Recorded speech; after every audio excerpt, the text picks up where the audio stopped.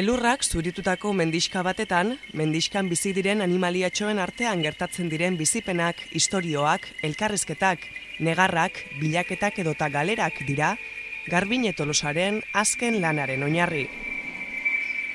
Gizakiaren presentziazat, elurrak zuritutako mendixka baten gertatzen direnak dira, Garbiñe Tolosak 18 hilabetetik gorakoendako prestatu duen ikuskizunaren nondik norakoak. Nietzako antzerkia da komunikazio bat. Orduan, adina desberdina da, desberdina da. Oraindik ez da azkateola pautak, ez gu dazkagun pautak. Orduan, alde horretatik asko zirekiago eta errezago.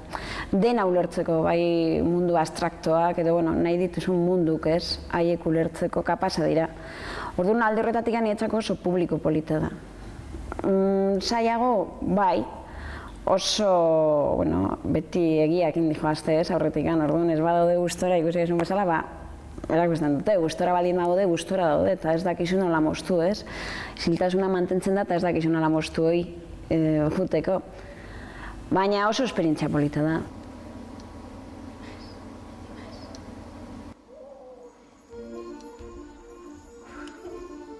Egunak argitzen duenetik gaua iristen denera arte gertatzen diren istorioak dira kontatzen dituenak, eta umeek gozagarri dituztenak. Mendiko lasaitasuna, antzeslanaren hasieraren eta bukaeraren ezaugarri. Umeekin komunikatzeko ezinbesteko lokarri. Da, elurran garbitasun hori, hasieran agertzen da, bukatzea garbitasun horrekin ez. Dena pasatzen da eta dena juten da ez. Niretzako zen importantena negua eta elurra batez ere.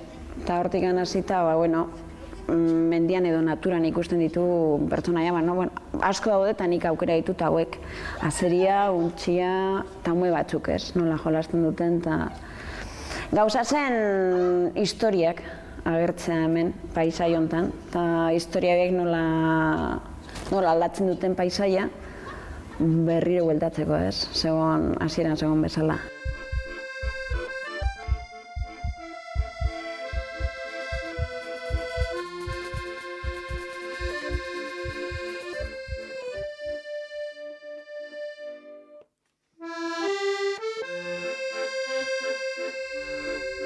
Asko harritu egingo dira horren publiko gazteari bideratutako ikuskizuna dela jakitean. Eta asko ahozabalik geldituko dira horren txiki eta ume aurrean dutena ulertu eta sentitzen dutela ikustean. Baina hala da. Oso kapazida handia dakate dena ikusteko. Kapazida esan dizan bezala dena ikusteko. Gu baino askoz zabalagoa ez. Orduan edozein musikakin, edozein soinukin, edozein formakin jolastu dezakezu eta hori oso aberatsa da. Gero bildurrik ez da izan behar, ez da pentsatuen behar txikia dira eta ez dute ulertuko alrebez. Agian nola, oraindik ez dute hitz egiten eta hitza ez dute kontrolatzen, haiek entzuten dutena da jolasoi, ahotsakin nola jolasten duzu. Eta orduan da denakin jolastea. Agian ja handiago direnean behar dute istorio bat, eta nola gertatzen den, eta nola bukatzen den hemen. Egotia, kontatzea, sentitzea ez, azken finean, sentitzea. Gertutasuna, gertu egon behar, haiekin egotia, bai begiradakin, bai soinuekin egon.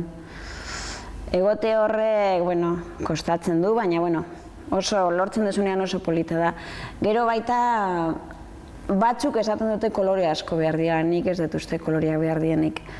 Ni nahiago testurak lantzea, sutilidade hori lantzea, soinuk, baina isiltasunak bai. Aldatzea da beti ez, baina ez dia aldaketa handiak, ez aldatu, mugitu, eta aldaketa bakoitzean haiekin egon, eta zemoz erantzuten duten. Baina da publiko bat, orduan publiko normal bat. Garbiñe Tolosak publiko gazteari zuzenduta egiten duen bigarren sorkuntza da Arrasto Bluak. Gustura ari da, gogotsu, sinisten duelako gaztetxoenen ulermen gaitasunean, eta sinisten duelako txikiei bideratutako komunikazioan. Eta hain batez ere askoz gehiago, umetxo bat dakadalako. Umetxo ia 2 urte ingo ditula, eta orduan hain gehiago ulertzen dut. Eta ze kapasa, nire adibidez egunero musika desberdina jartzen diot, eta ikusten dut, egunero ikasten joa, berak asko laguntzen du.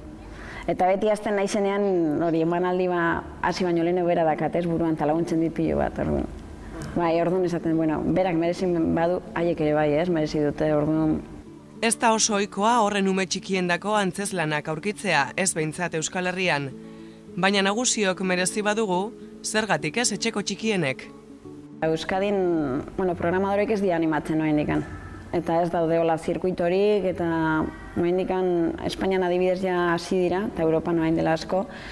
Eta egin behar da, batzuk esaten dute lujoa dela. Hain txikientzako antzerkia lantzea, ez da nietzako ez, alrebez. Artea dela eta merezi dutela noski baietz.